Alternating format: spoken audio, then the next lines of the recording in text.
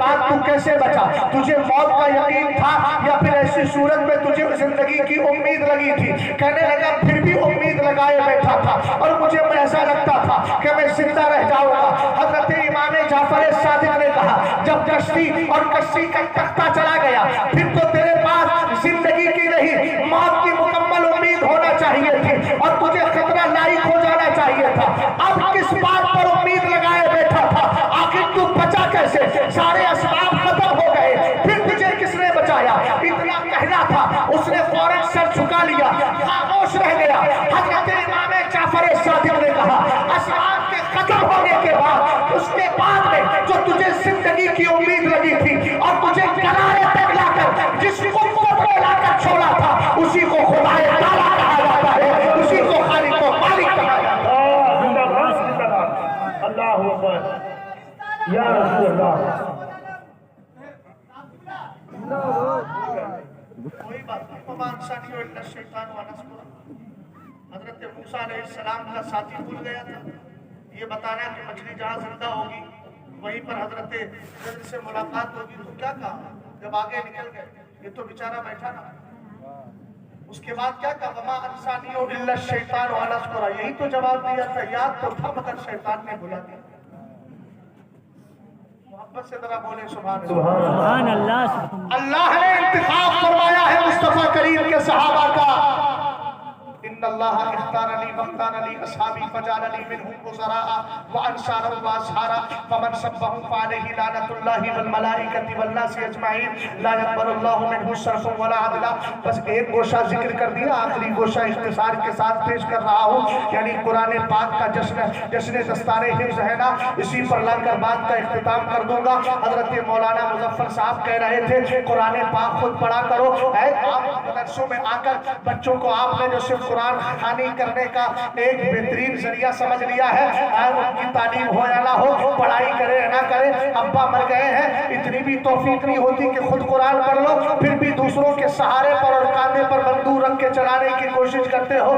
آؤ ایک حدیث پاک کو سن لو، بل میت فی القبر الا کالغریق المتغمس ينتظر دعوة تلحقه من اب او ام او اخ او صدیق فاذا لقيته كان احب اليه من الدنيا وما فيها وان الله تبارك وتعالى ليدخل الى اهل القبور من دعاء اهل الدنيا امثال الجبال وان هدية الاحياء الى الاموات الاستغفار لهم۔ سرور کائنات فرماتے ہیں جس مردے کو تم قبر میں ڈال کر آئے ہو اس کی کیفیت ایسی ہوتی ہے جیسے کوئی دریا میں ڈوبنے والا، سمندر میں ڈوبنے والا۔ فرمایا قبر میں بڑا انتظار کرتا ہے، اے میرے آقا یہ تو مر گیا ہے، اب اس کو جائیداد کا انتظار ہے یا کس چیز کا انتظار ہے؟ فرمایا ینتظر دعویٰ، اس کو دعا کا انتظار ہوتا ہے۔ کس کی دعا کا؟ اگر مرنے والا بیٹا ہے تو باپ ماں کی دعا کا، مرنے والا یار ہے تو یار کی دعا کا، مرنے والا بھائی ہے تو بھائی کی دعا کا۔ اے میرے آقا اگر سنی کے لیے دعائیں مغفرت کر دے فائدہ کیا ہے؟ میرے نبی نے فرمایا اللہ تعالیٰ دنیا والوں کی دعاؤں کے صدقے میں قبر والوں پر پہاڑوں کے برابر ثواب اتار دیا کرتا ہے۔ اب حضرت علامہ مظفر صاحب کے اس جملے پہ غور کرنا، باپ تیرا مرا ہے تو دوسروں کے سہارے کیوں بیٹھا ہے؟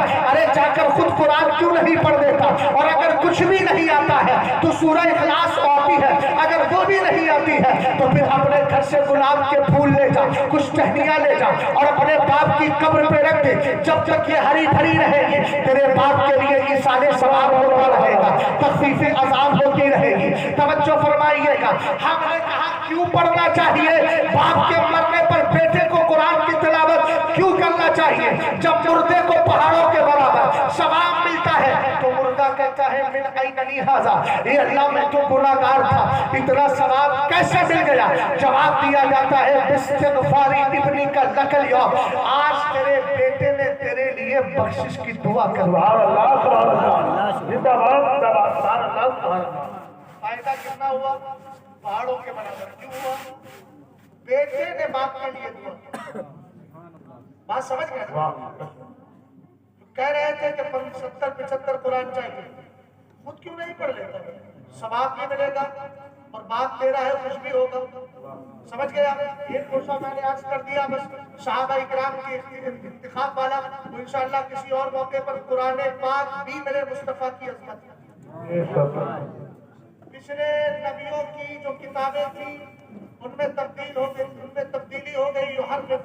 كلم عن مواضع قرآن نے خود بیان کیا ومن الذین هادوا اور یہودیوں میں کچھ وہ ہے جو کلمات کو ان کی جگہوں سے ہٹا دیتے ہیں انہوں نے سرور کائنات کی جہاں جہاں تعریف آئی تھی ان کو ہٹا دیا ان میں اپنے ہاتھ سے لکھ دیا فویل للذین یکتبون الکتاب بایدیہم ثم یقولون ھذا من عند اللہ لیشتروا به ثمنا قلیلا یہ ان کے لکھنے پر اللہ کی طرف سے ویل اور ہلاکت پیش کی جا رہی ہے ہم نے کہا لیکن قرآن پاک مصطفیٰ کریم کی عظمت کو بیان کر رہا ہے قرآن نبی پر اترا تھا انا نحن نزلنا الذکر وانا له لحافظون توریت کے حافظ ہمیں نہیں ملتے لیکن قرآن کے حافظ جگہ جگہ مل جاتے ہیں اور جو مصطفیٰ کریم علیہ السلام کی امت کا سچا پکا حافظ ہے عامل قرآن بھی ہے متقی پرہیزگار بھی ہے یہ فضیلت وہابی کے لیے نہیں یہ فضیلت دیوبندی کے لیے نہیں یہ فضیلت رافضی کے لیے نہیں رافضی تو حافظ بنتے ہی نہیں ہے جہاں تک میں سمجھ رہا ہوں وجہ یہ ہے کہ وہ بدبخت قرآن کو ہی آتا سمجھتے ہیں ہم نے کہا جن کی عقلیں سڑ جاتی ہے وہ اللہ کے مقدس قرآن پہ انگلیاں اٹھایا کرتے ہیں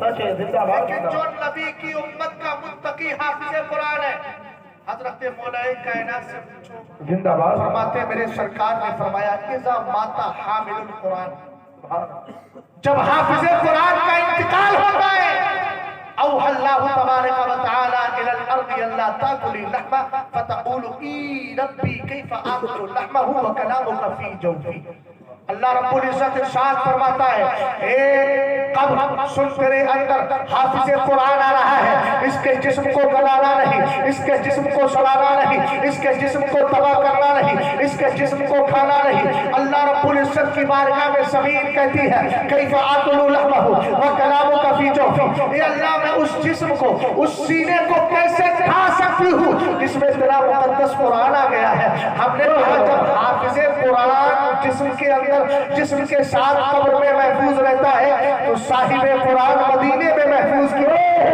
تو زندہ ہے اللہ تو زندہ ہے اللہ میری جسم عالم سے چھٹ جا اللہ ربی من کل ذنب واتوب الیہ السلام